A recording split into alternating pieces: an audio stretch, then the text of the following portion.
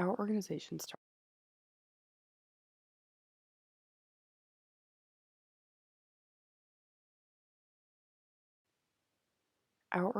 started with the Community Forum in 2012, the State of Latino Education in CMS.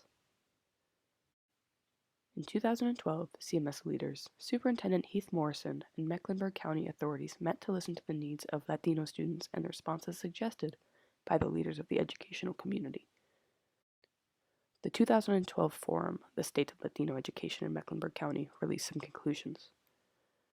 The first conclusion of the forum was the need to increase the graduation rate among the Latino students in CMS. The North Carolina Department of Public Instruction registered that only 57% of Hispanic students graduated from CMS high schools in the previous year. According to CMS, 49% of Latino students graduate on the 4-year cohort. This is a crisis that CMS and the Latino community have to address together. Since 2012, we have been advocating for parental access into schools. In particular, we request the removal of the requirement of parents to provide a Social Security number to volunteer in the schools. Another conclusion of the 2012 Forum is the need to increase bilingual personnel. A priority must be to equip the main offices of schools that have a substantial Hispanic student population with adequate numbers of bilingual personnel. In 2017, the committee was consolidated as part of the Search Group for the Future of Latin American Leadership, organized by the Latin American Coalition and Queen's University. Various specialized committees were created in areas important in the development of the growing Latino community in Mecklenburg County. In the summer of 2017, with the participation of educators, parents, and students, the Latin American Education Committee was born. Here are the 8 founding members of the organization.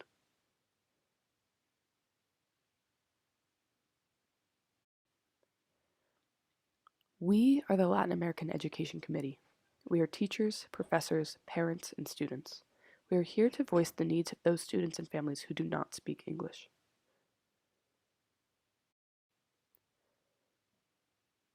As a committee, we've advocated for 41,000 CMS Latino students over the past 6 years.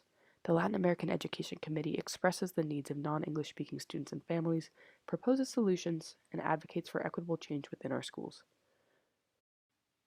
The Latin American Education Committee maintains open communication with CMS administration. The Latin American Education Committee has over 80 active members in our group, including parents, teachers, administrators, students, organizations, and community members.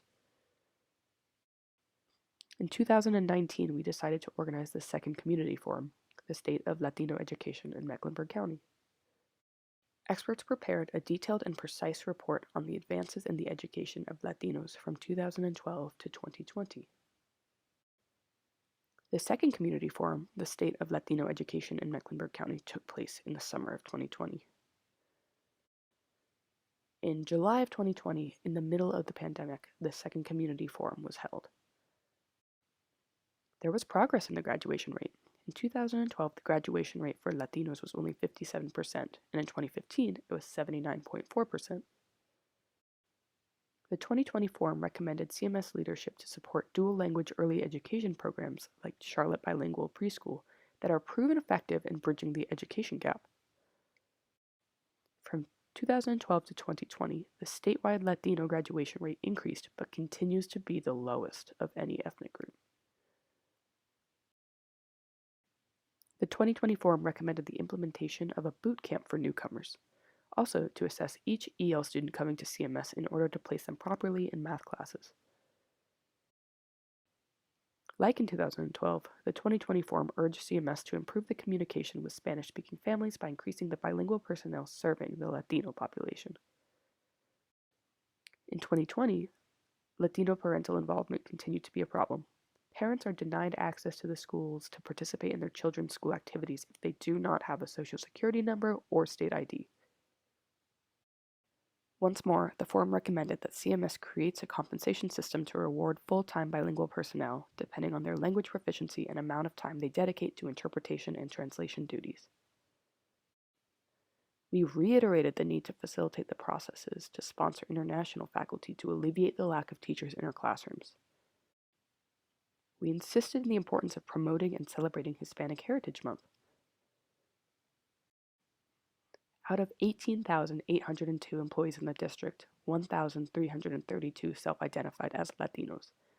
Out of the 146,000 students, 41,000 self-identified as Latinos. There is a 19% gap, and to have equitable representation, the district needs to hire 2,278 new Latino employees. And here we are, 11 years later, getting together to make a plan to help our Latino students in Mecklenburg County.